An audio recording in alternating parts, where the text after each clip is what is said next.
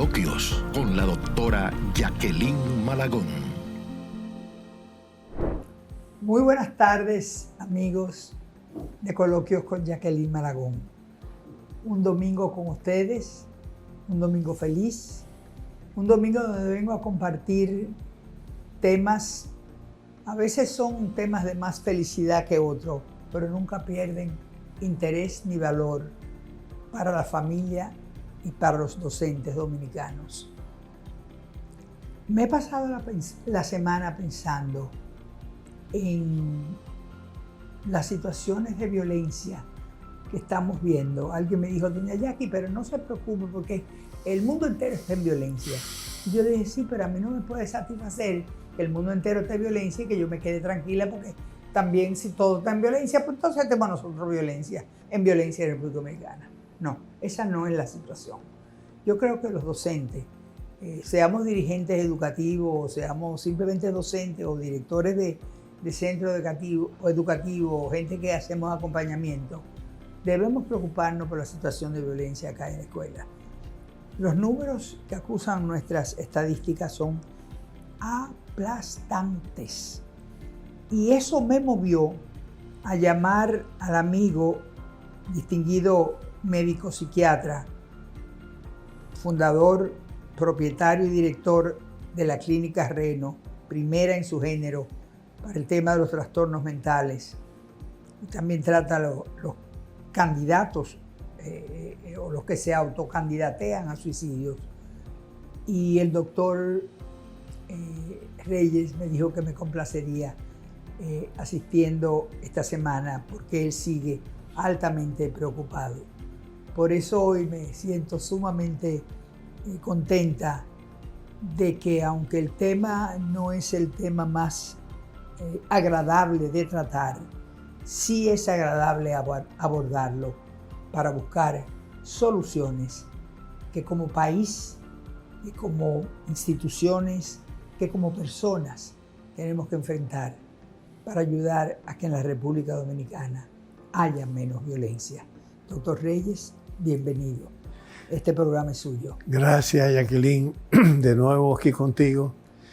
Realmente quiero profundamente darte las gracias por darme la oportunidad de venir, porque si hay algo que en esta época de mi vida yo quiero hacer, es educar en todos los sentidos de lo que se trata de la salud mental. Este programa es suyo, doctor. Y como tú me estás dando la oportunidad, yo estoy abriendo el poquito que sé, porque aunque tengo 50 años haciendo psiquiatría y construyendo vidas, todavía estoy aprendiendo. Y cuando tú me dices, ven a hablar de qué vamos a hablar de los problemas de los adolescentes, de los niños, las escuelas, los 1000 problemas que están ocurriendo. Yo dije, ese es un tema muy interesante. Y es interesante no solamente por la patología infantil, sino que casi nadie sabe esto, de verdad. Pero toda la patología que aparece en el adulto, psiquiátrica, tiene que ver con lo que pasó en la infancia del niño y hasta más allá, en el útero de la madre. O sea que realmente entender que si tú tienes hoy en día un paciente con depresión mayor, al cual tú estás tratando, y que ese paciente con depresión mayor, aunque tú estés usando las moléculas idóneas para conseguir mejorar y luego rehabilitar en la persona para llevarlo a la sociedad de nuevo, que es lo que uno trata de hacer. O sea, tratarlo. Hay prevención primaria, prevención secundaria y prevención terciaria. Yo trabajo en la prevención terciaria, que es, ya tú tienes un diagnóstico, ya tú estás tratando al paciente y después que lo trata, entonces tienes que rehabilitarlo. Después que mejora el estado mental del paciente a un estado de contacto con la realidad y estado afectivo eutímico y lo lleva con los medicamentos a ese estado, trabajando las moléculas y los neurotransmisores que están en disfunción, entonces tú tienes un paciente que lo tienes que rehabilitar. Pero primero tienes que trabajarlo químicamente y después darle las herramientas psicológicas para que él pueda manejar los estresores y no tener que tener recaídas en el problema que tiene. Usted está hablando de patología de psiquiatría de niños, ¿no? Exactamente, exactamente. Pero es que ese adulto que tiene ese problema viene desde niño arrastrando el problema que tiene. o viene desde el feto arrastrando el problema que tiene. Y eso mucha gente no lo sabe. Sí, lo del feto es creo que lo que más las mismas madres ignoran. Exactamente. Y los hombres ni se diga. Pero las mismas madres ignoran el daño que le están haciendo al hijo que llevan en el vientre por cosas que hacen voluntaria o involuntariamente. En el caso del alcohol, que ya no es voluntariamente, el síndrome que hablan del alcohol es una cosa que está produciendo muchísimo daño en los niños. Exactamente. Y es que realmente te puedo decir que la gente, las mismas madres que están embarazadas y la sociedad, este es un problema común y es un problema que no solamente estas condiciones de daño en el feto y de daño en el neonato y de daño después de nacer en la infancia, no es un problema que se queda ahí, es un problema que va a trascender a la vida adulta. Y en el caso del feto es peor todavía, porque un niño tóxico de alcohol, por ejemplo, va a tener problemas en el neurodesarrollo biológico cerebral. Y eso va a tener una consecuencia peor, porque va a ser para toda la vida. Tú vas a tener un niño que va a tener un problema, por ejemplo, de que no puede tener aprendizaje, de que no puede, tiene una dislexia, de que se le va a hacer difícil la parte académica. El autista también, el espectro autista también puede estar generado por este tipo de problemas. Pero va a tener problemas no solamente en el ámbito psicológico, ni en el ámbito físico y social. Mira, el niño cuando nace tiene muchas avenidas de crecimiento. Tiene la avenida física, tiene la avenida psicológica, tiene la avenida social, tiene la avenida intelectual, tiene la avenida sexual, tiene la avenida espiritual. Todas esas avenidas están ahí. Y el niño se tiene que ir desarrollando desde el feto, que nace bien. Al nacer tiene que empezar a crecer y tú tienes que ver que su crecimiento es normal. Ya cuando empieza el niño, la primera vivencia que tiene el niño es la vivencia del ya voy. La vivencia del ya voy es que el niño llora, tiene que tener un apego con la madre y un vínculo con la madre desde antes de nacer, desde que está en el vientre, tiene que tener un vínculo con la madre. Entonces, ese niño que tiene ese problema de neurodesarrollo, si no hay apego o no hay un vínculo entre ellos, va a tener miles de problemas que van a tener consecuencias en la vida de adulto más adelante. La avenida física es importante, que tú estás mirando que el niño nació y que tiene un peso, el pediatra lo chequea, ve el peso que tiene, lo chequea a los 6 meses, lo chequea al año, lo chequea a 2 años, y a los 2 años, al año ya el niño tiene que estar poniéndose de pie, físicamente hablando, y ya a los 2 años tiene que estar su lenguaje muy mejorado y tiene que tener mejor comunicación social e interactuar con los demás miembros de la familia, y sigue creciendo, pero también tiene un desarrollo en la parte psicológica. Pasa por una serie de etapas que el desarrollo psicosexual, que la primera etapa se llama la etapa oral, porque el niño aprende un montón con la boca, los sabores, hay sabor dulce, hay sabor amargo, hay sabor ácido, y el niño aprende con la boca, se enriquece con todos esos conocimientos, pero tiene que tener un cerebro capaz de captar y de tener sensaciones. Cuando una madre embarazada bebe, va creando una intoxicación también alcohólica en el niño, y cuando el niño nace borracho también, porque nace intoxicado, y va a tener un síndrome de abstinencia cuando nace si la madre sigue bebiendo. Una madre que ve que está embarazada tiene que automáticamente parar el consumo de alcohol y el consumo de cualquier sustancia que pueda hacerle daño. Yo, por ejemplo, cuando tengo una paciente que incluso está tomando medicina psicotrópica y sale embarazada, hay que prepararla. Yo lo primero que hago es que paro todos los medicamentos. Y si esa paciente en un momento dado tiene un problema psiquiátrico, un problema de pobretez de realidad, o tiene un problema de alucinaciones o delirio o ideas erráticas, incoherentes, irrelevantes, no le puedo dar medicamentos porque puedo hacerle daño al niño. La mejor terapia que hay en ese momento es la terapia electroconvulsiva, que es una terapia física que no afecta al bebé. Y eso es importante saberlo. Pero sigue además el desarrollo intelectual, sigue el desarrollo espiritual. El niño tiene que de niño tener una enseñanza en la parte espiritual para para poder desarrollar. Si nosotros cogemos, por ejemplo, 100 niños, y esos 100 niños cogemos 50 niños que van a estar desarrollándose en un ambiente donde los padres están apegados a su desarrollo, donde los padres están cuidando al niño, le está dando la alimentación que requiere, está llevando constitucionariamente un récord médico donde le dice todo lo que tiene que ir haciendo con el niño. Y esos 50 niños que están desarrollándose en un ambiente propicio, donde hay todo el cuidado que debe tener el niño en su infancia. Porque uno piensa que un niño cuando nace debe tener debe crecer en un ambiente pristino, donde todo debe ser bonito, donde todo debe ser felicidad, rosado o azul, pero no ocurre así realmente. Los otros 50 niños, y esto te quiero poner en el ejemplo, son 50 niños que están en un ambiente donde realmente hay abandono, donde hay agresividad desde el punto de vista física, desde el punto de vista verbal, desde el punto de vista sexual, donde hay un niño que está creciendo, que llega el papá en la noche borracho y le da una golpiza a la mamá. Todo ese tipo de cosas. El niño duerme en una colchoneta en el piso. Exactamente, que no hay cuna. Que tiene abandono, que tiene... Mira, en Estados Unidos hace 5 años se hicieron unos estudios, porque yo no sé por qué, pero todos los gobiernos en este tipo de cosas como que no le dan mucha importancia al...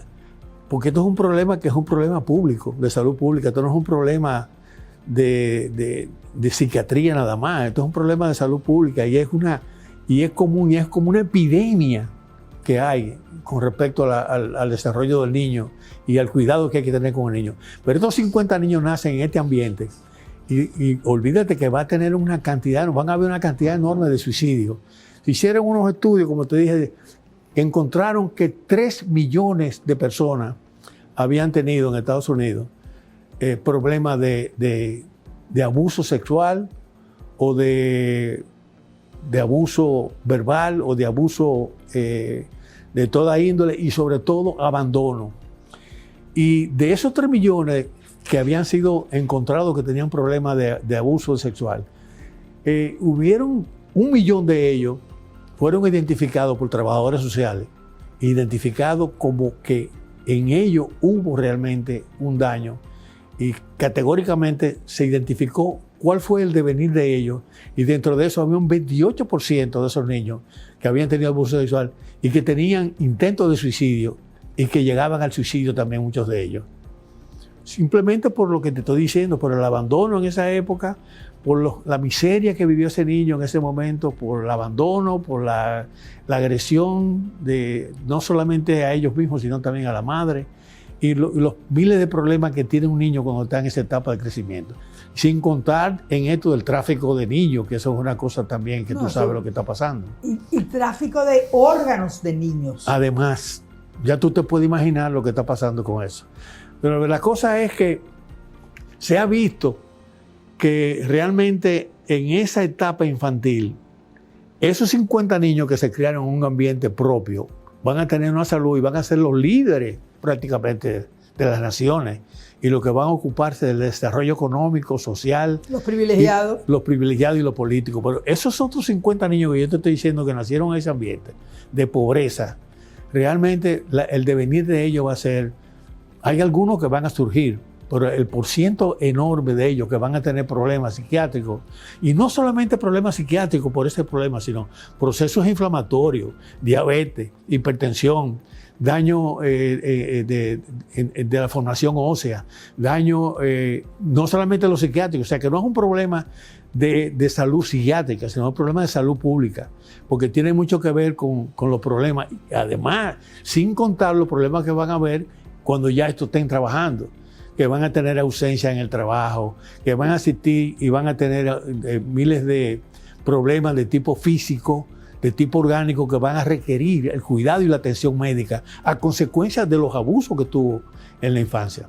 Es decir, que el problema es un problema de salud pública y es un problema grande, es un problema que definitivamente si no se le pone costo a esto, la situación seguirá empeorando. Y el aumento de suicidio que hay, fíjate, en la edad de 5 a 11 años, ocurre el suicidio en aproximadamente un 11% en las estadísticas que hay.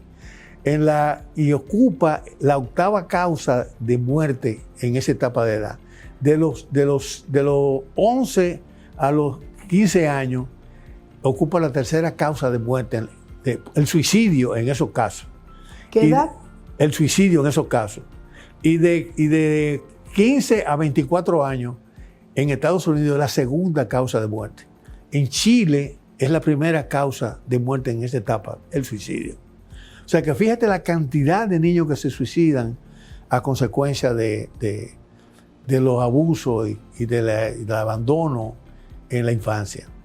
O sea que si nosotros que vemos ese ejemplo que yo te puse de 50 niños que viven en esa miseria y en ese ambiente, y los otros 50 que ya sabemos que tienen una vida diferente, aunque exista la posibilidad de que puedan enfermarse, porque también hay personas que son bien criados y que están en un ambiente bueno, donde han tenido la educación, donde han tenido los médicos, donde han tenido buena nutrición, donde han tenido muy buen aspecto social y familiar y social en su crecimiento. O han sido contagiados con algo que anda en el medio. Y también, por ejemplo, cuando había la poliomielitis. Y también se enferman, exactamente.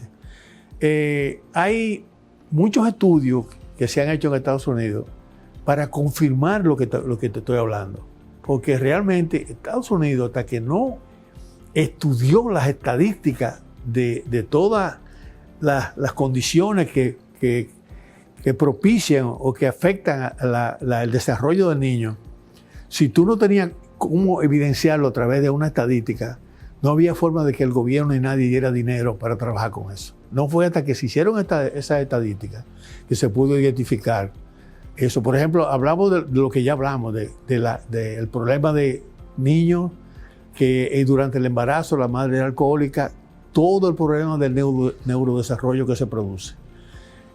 La depresión ocurre en estos niños que tienen este tipo de abandono o que tienen estas agresiones infantiles, o sea, abuso sexual, que el pico del abuso sexual donde se da usualmente es alrededor de los 14 años en las niñas. Ese es el momento que hay muchas veces alguien de la familia que está abusando de la niña. Eso crea un daño terrible en la vida de ese niño en la etapa adulta, porque van a ser depresivos o van a tener postraumática estrés desorden, o sea, desorden de postraumático de desarrollo, van a tener esquizofrenia, van a tener ansiedad, sobre todo lo más importante es la depresión, que 3 de cada uno de estos niños van a tener un cuadro depresivo mayor. Y lo peor de todo, como te mencioné cuando estábamos fuera de cámara, de que muchas veces tú tienes pacientes que lo estás tratando por un problema depresivo mayor y ese niño tiene ya adulto, que está, si tú encuentras e identificas que tuvo problemas, mientras más abuso tuvo el niño, más significativa va a ser la psicopatología de adulto que va a presentar. Y también más dificultad va a presentarle al médico que lo está tratando para poder compensar a ese niño. 3 preguntas que quiero hacerle para ver la gravedad del caso en cada uno de esos escenarios. Primero, la chica de 11, 12, 13 años que sale embarazada. Hay 2 tipos de embarazos. 3 tipos. El de la violación, que puede ser que en un parque la cogieran y la violaron. Puede ser el amiguito, el compañerito que le pasaba la mano, la niña ausente de cariño, siente que este niño la acaricia, le gusta y ve que la niña como que le expresan afecto, ¿no? Y tercero, el incesto. ¿Cuál de los 3 es más propenso a antes de nacer la criatura? Porque al nacer la criatura le voy a preguntar por el postpartum depression. En español es depresión postparto. Sí. ¿Cuál es la más fuerte? ¿La del padre que embaraza a la niña? Nosotros tenemos ahora mismo en República Dominicana, tenemos 3, 4, 5, 6 padres presos con niñas de 10 a 14 años embarazadas. Tenemos el caso de una niña que en esta semana la señora del señor, o sea, no la mamá de la niña, la señora con quien vive el señor, acabó yendo a las autoridades porque vio que la niña vivía llorando. 11 años. Y la niña lloraba y lloraba, y la señora le preguntó qué era y le dijo: es que mi papá me está tocando y me está haciendo daño. Entonces ella la llevó, creo que fue con Conani, y llamaron a un médico legista, que se llama en esos casos, ¿verdad? Sí. Le llevaron y encontraron que la niña estaba extraordinariamente destrozada por un papá que tenía una señora, pero era la niña la que quería. Y después recibí la información. No estoy hablando de las estadísticas escolares, porque si hablamos de las estadísticas escolares, que las tengo, aquí la familia que nos oiga va a decir que estamos en una situación realmente alarmante, de verdadero estado de emergencia, en violencia y en embarazo. Pero vamos a limitarnos a la violencia. Esa violencia que lleva al violador que está en un parque y ve a una niña pasar y la coge, la tira al piso, la viola, la deja sangrando y se va. La depresión de esa niña es inmediata, se prolonga, la afecta en la vida, a lo largo de la vida. Toda la vida lo va a afectar, toda la vida. No puede superarla. Difícil de superar eso, pero se puede mejorar, porque el tratamiento de ese tipo, lo que pasa es que una niña que vive esa experiencia, realmente los terapeutas que van a trabajar con ella tienen que, porque es una niña que ha vivido una angustia, un miedo, una desesperanza, una incertidumbre, porque ha habido un desapego y un abandono y una violación. Eso le crea a la niña un estado que realmente los eventos psicológicos crean un estado químico en el cerebro. Y entonces ese estado químico que crea en el cerebro a través de ciertas estructuras cerebrales, y esas estructuras cerebrales se dañan, y al dañarse van a crear un estado mental. Ese estado mental que va a crear es el estado mental patológico del que estamos hablando. El trastorno. Ese es el trastorno. Pero fue el estado, la violación que ocurrió en esa niña, lo que creó el estado químico. Detonante. Y luego tiene la vida entera sufriendo por esas circunstancias.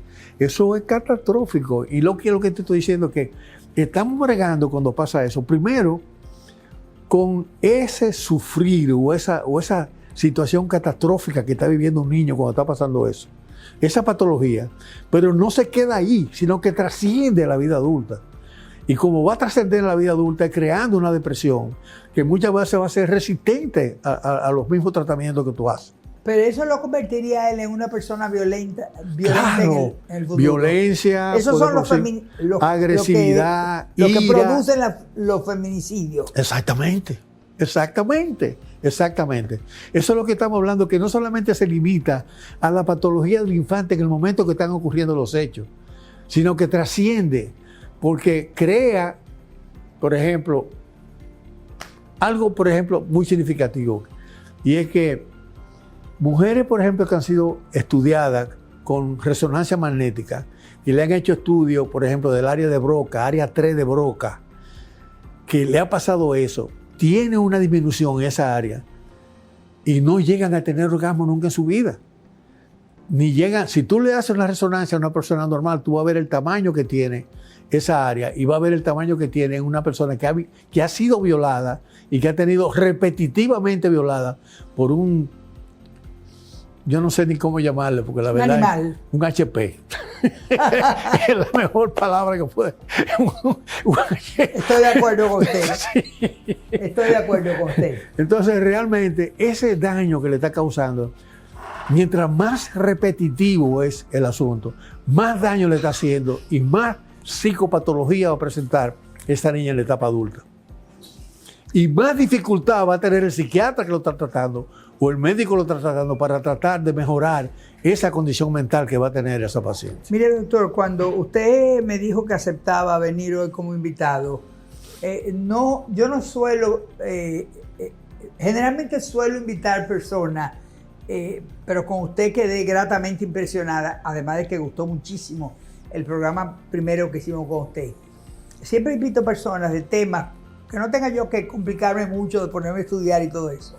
Pero sí me puse a estudiar para hoy, para este momento, me puse a estudiar la cuestión de cuán avanzada cuán vertiginoso va creciendo la violencia en República Dominicana y cómo esa violencia va convirtiéndose, como ya usted dijo en el programa anterior, en una sociedad de la cual usted dijo exactamente que usted aproximadamente el 20% de la población dominicana de 20 a 30% estaba trastornada mentalmente. Sí, sí. Cuando usted lo dijo, yo me quedé así como un poquito shock. Pero después me puse a pensar que yo creo que usted se quedó corto. Sí, porque uno se pone a pensar las cosas que está viendo en este país. Mire, doctor, en estos días, no voy a decir en la ciudad para no identificar el caso, pero hubo un feminicidio terrible hace poco, donde el papá mató primero el niño, después que mató el niño, mató la mamá, y después que mató la mamá, se mató él, y había una niña que no la tocó. Esa niña, 16, 17 años. Usted se imaginará, yo no conozco a la niña, usted se imagina que es una niña que está emocionalmente destrozada. Y no voy a hablar sentimentalmente porque posiblemente ya ni siquiera sienta frente a una emoción que la conmueve y que la hace pensar quién soy, qué ha pasado, qué soledad en la que he quedado. Supe del caso y una alta autoridad de una de las instituciones para las que yo trabajo me pidió que ayudara a ver si conseguíamos para la niña una beca en una institución donde la niña había soñado estudiar. Y no dio mucho trabajo porque se narró la historia de la niña y la universidad dio la beca. Qué bueno. Y no conozco a la niña, me narraron el caso. Las autoridades que me lo pidieron son personas no solamente porque están relacionados conmigo profesionalmente, sino porque además son personas que me unen cierto nivel de afecto. Claro. Uno se hace amigo en el trabajo con los superiores o con los compañeros, ¿no? Y yo pienso, si esta niña podrá... o sea, lo primero bueno que le ha pasado a esa niña es haber logrado la universidad que ella quería, donde va a estudiar la carrera que ella pensó que no iba a poder estudiar. Y tuvo que perder al padre, a la madre, al hermano, ver que murieron los tres delante de ella, para que Dios le diera la oportunidad, como se lo está dando, de que ella va a poder ir a donde ella soñó ir. Y de seguro que cuando vio la tragedia pensó, ya para mí no hay nada, porque yo lo hubiera pensado. Entonces yo me pregunto, ¿qué posibilidades de que esta niña pueda, con éxito en los estudios, suponiendo que el ambiente le sea favorable, que la familia, me imagino, alguien la va a traer a Santo Domingo porque es una universidad en la ciudad de Santo Domingo? Ajá. ¿Y dónde está ella? ¿Dónde está ella, la niña? No quiero decir la ciudad para no identificar el caso, porque como viola... Por confidencialidad. Exacto, por confidencialidad. No estoy autorizada. El favor que me pidieron fue a nivel de mi superior. Me parece muy bien. A mí. Pero yo me pregunto, o sea, me he quedado con el caso de la niña y pienso si hay posibilidad. Yo quisiera que esta niña tuviera posibilidad de, a través de los estudios, enamorarse de la vida y pensar, perdí mi papá, perdí mi mamá, perdí mi hermano, pero estoy viva, tengo esta oportunidad, estoy haciéndome profesional, me hago profesional. Puede hasta conocer a alguien, puede hacer una vida, hacer su vida. Sentimental, Claro. Formar una familia. Puede recuperarse del trauma de ese momento donde hubo todas esas muertes frente a ella. Bueno, lo que hay y lo que se conoce científicamente con eso es que ese trauma es un trauma, diríamos, un trauma severo. Y realmente es bueno que realmente el pronóstico es reservado. Porque una niña que vive esa experiencia, aunque le hayan traído la posibilidad de estudiar, que tiene que hacer muchísimo esfuerzo para lograrlo, está marcada porque tiene una vida donde perdió su papá. Hay que ver el genoma de esa niña y hay que ver la vulnerabilidad que ella trae para que encima de eso, los eventos psicológicos estresantes que ella tiene, ver cómo lo puede mejorar y podría ser que podría tener con un buen tratamiento y un buen seguimiento y un buen apego psicológico con alguien que ocupe el lugar de su papá o de su mamá. Un acompañamiento a lo largo de la vida. Porque esta niña se quedó prácticamente sola, se quedó sin apego, se quedó sin vínculo. Y entonces esa incertidumbre que tiene una persona que está viviendo esa experiencia es fatal para una niña que se queda sola o para un niño también. Entonces es importante que haga una alianza terapéutica con el psicólogo o la psicóloga que lo vaya a tratar. Porque ese apego psicológico, ese vínculo que va a tener con esa terapeuta es lo que tiene que renacer para ella poder garantizar que podríamos tener un buen pronóstico en ella en el futuro. Vamos a quedarnos aquí, hacer una pausa, porque le voy a hacer una pregunta, porque usted me llevó ahora a lo que yo quería llegar y no sabía cómo llegar. Okay. Y usted usted es un hombre brillante, por supuesto. Amigo, vamos a tomar una pausa. La pausa que se merece CDN, el canal de todos los dominicanos, que nos da la oportunidad de estar con ustedes, del Banco Central, del Banco Popular, que nos ponen los domingos, como siempre digo, somos el postre en su mesa en República Dominicana, y dennos unos minutitos para cumplir con esos compromisos y seguimos con un tema tan fascinante como este, que puede ser de interés de muchas familias, porque es como decía el doctor, son muchos los que no están bien, Pero yo ahora quisiera, porque el doctor Reyes terminó tocando un tema que para mí podría ser favorable en cuanto a, ¿cómo se dice?, amainar, a mitigar el dolor o el trauma que ocasiona este tipo de situaciones de violencia, y es el papel del orientador y del psicólogo en la escuela.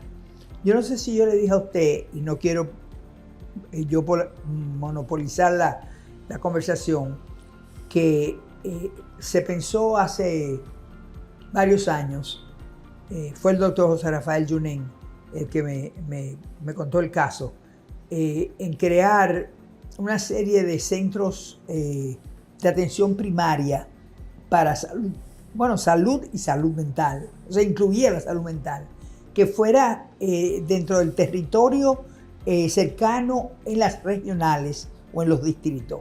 Iban a crear alrededor de 300.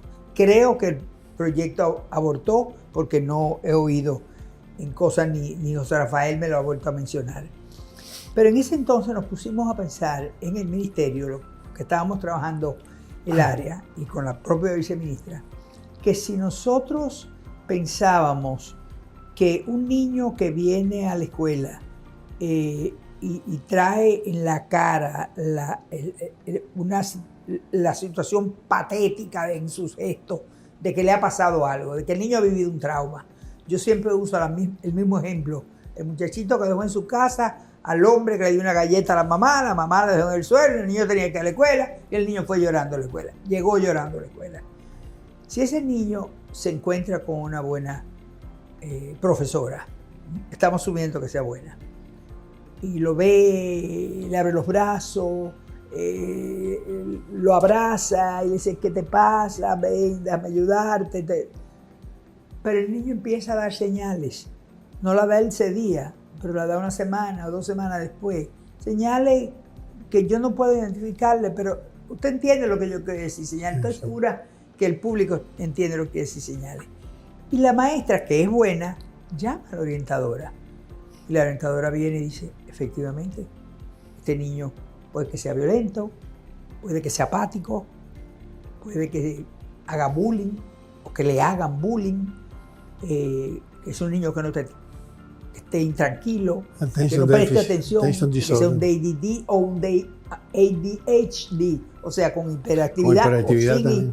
hiperactividad, un déficit de atención. O sea, muchas manifestaciones, pero una buena orientadora, diría, le pregunto a usted, llama a la psicóloga, porque la psicóloga está formada más con un nivel jerárquico académico más alto que la orientadora. Tiene un cuerpo de conocimiento para ayudarlo más profundamente. Exacto, y se da cuenta de inmediato y llama al director. De ahí en adelante, ¿quién es el problema? ¿De la escuela o de la familia?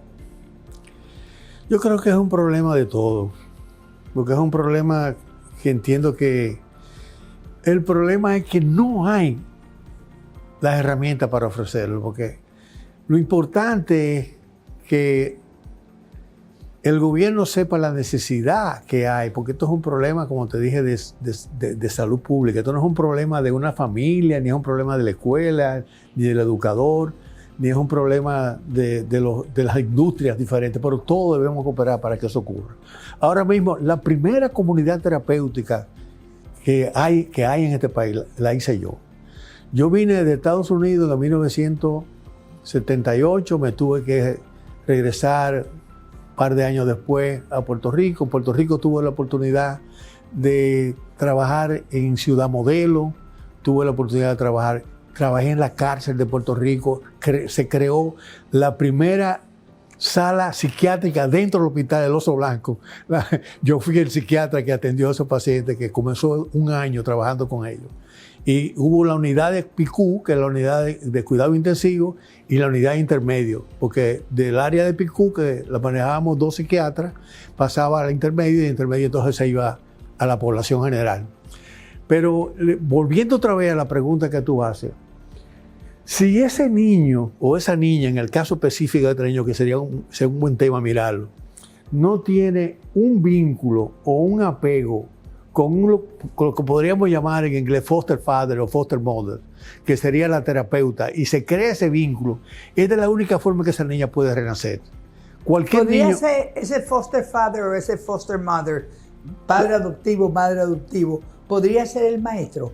Puede que el maestro sea tan bueno, sí, que le inspire y diga, me abre los brazos, me expresa cariño, me ayuda en la escuela, me atiende con las clases. Okay. Pero ahí vamos, que yo te decía que es imprescindible, que fue una cosa que yo le viví cuando estaba en Estados Unidos, porque yo me eduqué en una comunidad terapéutica. Pero una comunidad terapéutica no como muchas comunidades terapéuticas, que solamente tienen técnico y psicólogo, ¿no? Una unidad terapéutica con un equipo multidisciplinario, como tengo yo en la Clínica Reno, compuesta por psiquiatra, por psicólogo, por médico, psicólogo hombre y psicólogo mujer. También terapia ocupacional, terapia psicológica. Hay una cosa que he echado muchísimo de menos desde que llegué, que es el trabajador social. Si el trabajador social está en un equipo multidisciplinario, trabaja la prevención primaria, trabaja la prevención secundaria y trabaja la prevención terciaria. No es una carrera que sea muy demandada en República Dominicana. Bueno, aquí 2 universidades crearon muchos trabajadores sociales, que fue la Pucamaima y también INTEC. Y yo hablé con el rector de la universidad de la Pucamaima y le dije que me interesaba tener los teléfonos de los trabajadores sociales que egresaron de allá para preguntarles si estaban interesados en tener un entrenamiento mental para trabajar en hospitales o trabajar en un outpatient o en lo que sea, pero como trabajador social de salud mental, entrenado en salud mental. Realmente no hemos seguido, porque yo le presenté un proyecto al ministro de Salud, lo entregué, pero porque iniciativa de él, que me dijo, yo quiero que tú me hagas este proyecto, se lo hice y se lo entregué, pero realmente, no sé, las circunstancias económicas o sociales que estamos viviendo como que no han permitido que... Pero usted sabe que el sector salud ha sido shaped, Le ha pasado una batidora por lo que ha habido. Yo realmente no te puedo decir porque no tengo conocimiento suficiente para decir qué ha pasado. Pero realmente de que es una necesidad en el país, es una necesidad. Y ahora más que nunca. Y estamos viendo cada día más daño, más problemas mentales, más problemas de miseria. Cuando hablamos de miseria, yo me recuerdo que nos pasamos 2 días trabajando y pensando qué hacer para mejorar la pobreza en un país. Yo dije, bueno, los psiquiatras clínicos tenemos que ir a psiquiatría social. Yo hice un fellowship antes de venir de Estados Unidos, en Albert Einstein, hice un fellowship en psiquiatría administrativa y social, que no me ha servido de nada porque realmente no he podido nunca ejercerla, pero es social y administrativa para este tipo de cosas. Y realmente, cuando yo hablaba con él, me dice, dime qué ocurre, qué idea. Él murió el año pasado. Pedro Ruiz fue mi profesor en Albert Einstein, fue mi mentor en Albert Einstein, fue presidente de la American Psychiatric Association, fue presidente de la Mundial de Psiquiatría. Cuando yo inauguré la clínica mía, él vino aquí a inaugurarla conmigo. O sea que es un cubano-americano, pero un tipo. Los libros de psiquiatría de texto son Freeman, Zadok y Ruiz. La mitad de todo lo que tiene que ver con adicción es del material de él. Y, o sea, y fue mi mentor y yo me comunicaba continuamente con él. Y vino, cuando venía de visita al país, se quedaba en mi casa conmigo. Y óyeme, nos daban horas y horas en la noche hablando, porque nos disfrutábamos muchísimo lo que compartíamos. Pero le decía a él que yo entiendo que de la única forma que se puede trabajar la pobreza en el país y la miseria que hay a ese nivel es con la agricultura. Porque pero tenemos un problema con la agricultura. Bueno, pero la mano de obra. Exactamente, pero por eso mismo, los hijos de los agricultores en el país, como no ven que los padres tienen un progreso, como no ven que los padres tienen la ayuda que tienen que tener, ¿qué hacen? Que se van para las orillas de la ciudad a motorizar y andan en un motor haciendo diligencia, porque no ven que el padre con tierra que trabajar, con tierra que producir, con cosas que hacer en beneficio de la miseria, no lo hacen. Entonces yo no voy a estar con mi papá trabajando con esto para morirme de hambre. Y lo que hacen es que compran un motor y se vienen a las orillas de la ciudad a motorizar y a trasladar pacientes. Son motoristas de profesión. Aquí hay muy poca iniciativa, doctor, de hacer proyectos con intención de que permanezcan en el área rural. Y hablo del dominicano. O sea, estoy hablando de la mano de obra dominicana, sí, no de la mano de obra foránea, sí, que ha estado en el ámbito de agricultura. Pero es por lo que te explico, que no hay incentivo, no hay un beneficio.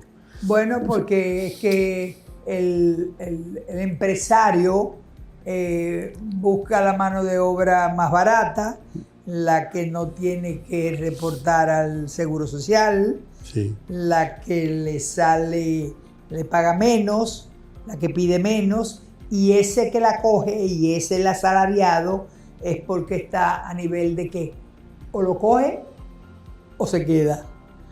El dominicano piensa lo que usted dice, me voy a motorizar, me voy a un delivery, consigo esto, o me pongo a conchar, o trabajo en el metro, o trabajo en un autobús, o busco ser conserje, o se mete hasta en una escuela.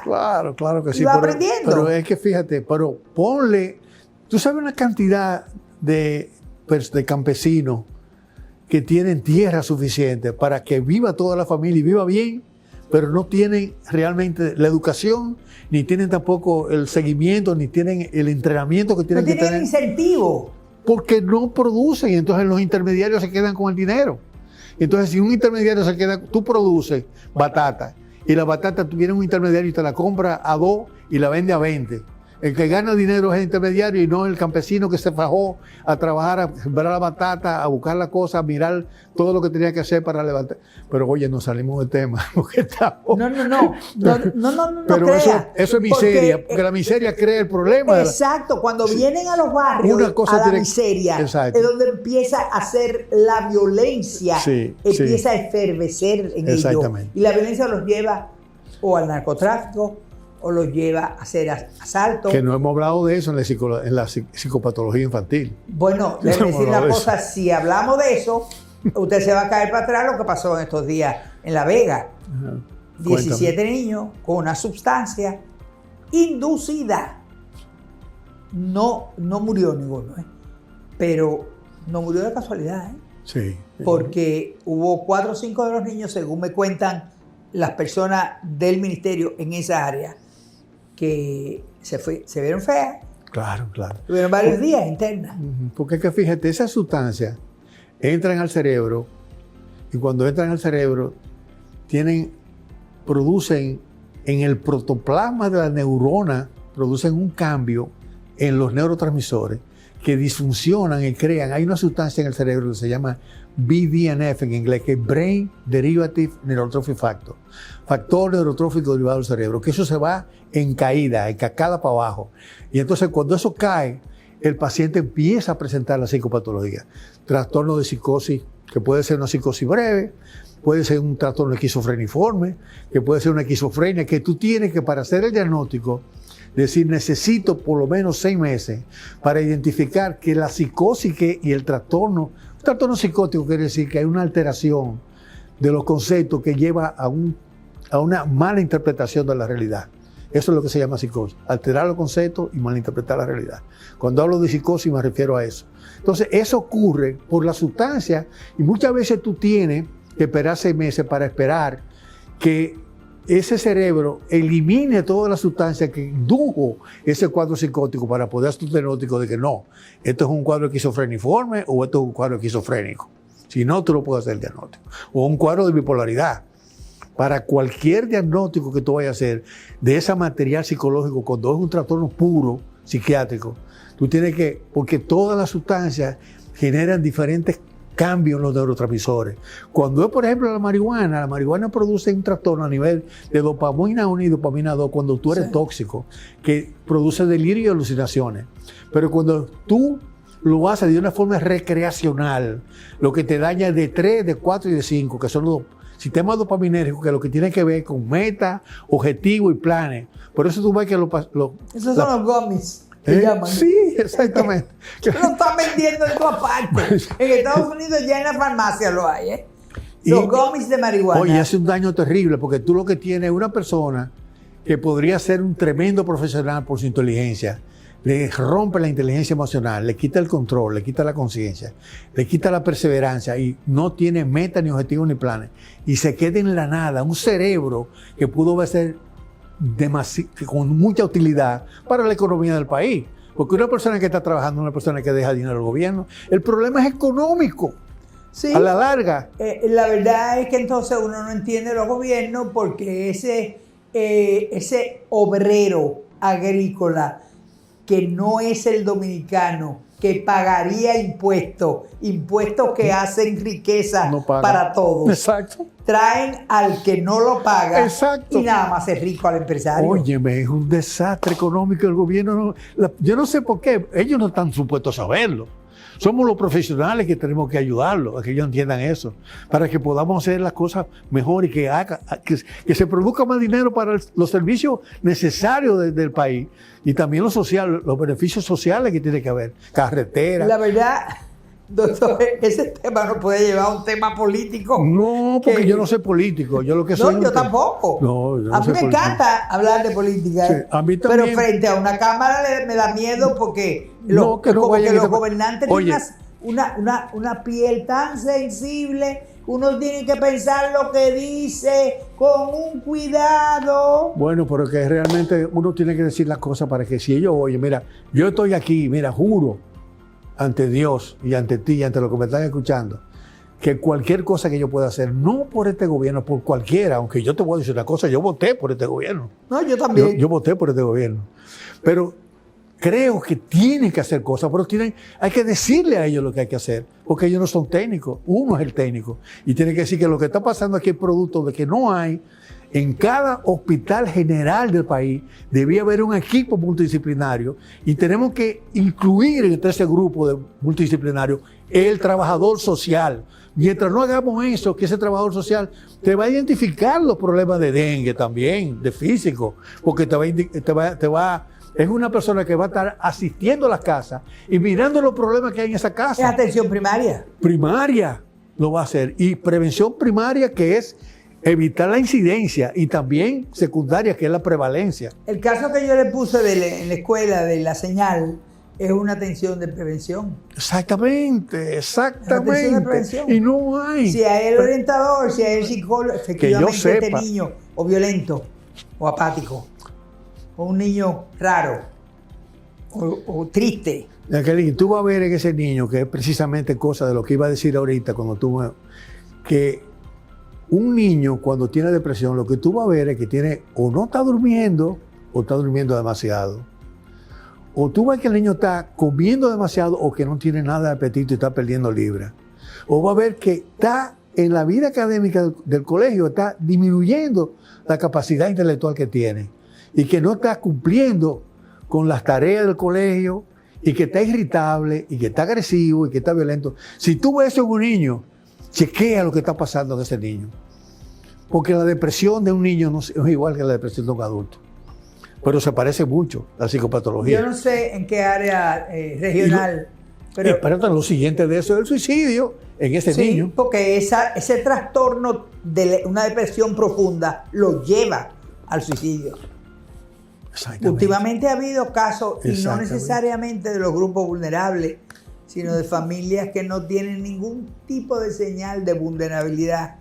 El niño ha brincado de un 8º piso, o el niño ha cogido y se ha cortado. Hay casos realmente... Eso es típico en el paciente depresivo con abuso sexual o abuso agresivo, o violencia de los padres o violencia del padre contra la madre, que solamente viven la experiencia de ver la agresión del padre contra la madre o de la madre contra el padre, que puede ser verbal. Pero doctor, yo creo que también lo hay en ausencia de eso que usted menciona. O sea, el niño que por razones que no necesariamente se asocian a la familia, o puede ser que se asocian a los resultados de la escuela, le va mal, no sabe cómo, estudia, pero no está aprendiendo, o tiene un profesor. Busque el apego con la familia y el vínculo, que lo va a encontrar, o busque el genoma, ahí lo va a encontrar, porque esos son los dos motores. Los dos motores que llevan a la patología es el genoma y el ambiente donde está, qué está ocurriendo. Es biopsicosocial, o sea, biológico, psicológico y social y espiritual. Búscate que está la falta de la espiritualidad está ahí en esa familia también. Doctor, vamos a tener que seguir esto la semana que viene. Vamos a tener que seguir esto porque yo quiero mencionarle 2 cosas que no hemos podido tocar. Bueno, 3 cosas que no hemos podido tocar. Las redes sociales. El daño que están haciendo las redes sociales. Sí. Yo le mencioné a usted fuera de cámara del psiquiatra infantil que dice de la pornografía de los niños de 8 años. Eso se suma a todo lo que estamos hablando, ya tú sabes. Número 2, el código 764, que quien le mandó y a usted 019. Sí. Ese código ya eso se sabe suma. Que la empresa que lo produce en Estados Unidos es un juego que se juega entre 2 niños, tiene 20 millones de usuarios, pagan $8 mensuales de 9 a 17 años. Es jugar para inducirse al corte que lleva la mutilación, pero que lleva al suicidio. También eso ocurre. Eso por inducción. Y tercero, decirle que yo creo cómo nosotros podemos en nuestra próxima encuentro aquí en su casa, en este estudio o esta sala que es suya, ver cómo nosotros apelamos a nuestras autoridades para que se den cuenta. Yo no tengo problemas para que me escuchen. Me refiero a para quien yo trabajo directamente. En el Senado tengo excelentes relaciones con los senadores. Me escuchan, no necesariamente se llevan de uno cuando estamos discutiendo leyes, pero le ponen atención y mucho respeto. Eso es una gran suerte que tengo. No todo el mundo goza de eso. Claro. El Ministerio de Educación, con la gente que trabajo, la viceministra, estoy metida hasta aquí de trabajo y estoy feliz. La atención que ella pone, el interés que tiene, cómo lee, cómo corrige. Jackie, mire, pero usted lo dijo así, pero después en el Infotep o en el Ministerio de Administración Pública, o sea, le estoy diciendo que tenemos que hablar con un gobierno que un gran amigo mío, un hermano mío, escribió hace poco tiempo, también trabaja para el gobierno. Le dijo, pero estamos trabajando para un gobierno sordo. porque hay cosas que estamos diciendo que no oyen, pero yo no puedo decir que con los que yo trabajo sean sordos, pero yo sí puedo decir en términos generales que yo encuentro que hay cosas que el gobierno no está oyendo. Y Pero no me refiero, como le digo, a lo mío. Pero hemos llegado, se nos acaba yo el estoy en la tiempo. mejor disposición en lo que sea. Oye, yo quisiera antes de irme, que me queda menos tiempo que el que ya he vivido, por supuesto. Antes Nos pasa. me gustaría, que tengo el conocimiento y tengo la experiencia, ponerlo al servicio, en parte de mi vida, ponerlo al servicio. Usted tiene educar, internamiento en su clínica, educar. ¿no? En la clínica suya hay internamiento. Sí, yo tengo una comunidad terapéutica desde que llegué aquí, llegué el 28 de marzo del 98, y en esa época me pasé 2 años porque yo sabía que iba a ser difícil. Tengo una fundación que se llama Fundación Reno, que tengo 3 años y nadie ha otorgado un centavo para pacientes que necesiten ayuda, que yo veo allá que tienen que irse de alta, porque económicamente, porque hay 24, 25 personas que están ahí, que los 15 y los 30 Hay que pagarle. viven de eso. Claro. ¿Entiendes? Y realmente uno ha hecho, bueno. Sí, pero el Estado tiene que acudir en auxilio de algo tan importante para la vida de los ciudadanos. Yo creo que Han sí. sido elegidos para servir y no porque ganaron, porque ¿qué es lo que ganaron? Si Yo se lo van que quiero es 24 servir y años. ayudar a quien lo necesite. Pero nada, doctor, las gracias de siempre.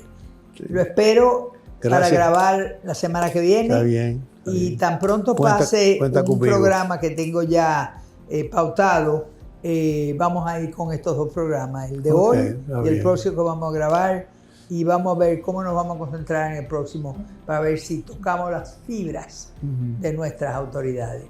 Amigos y amigas, aquí diciéndoles hasta el domingo próximo.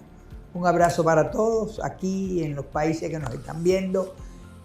Su maestra de siempre les dice, recuérdelo, educar es enseñar a vivir mejor. Gracias.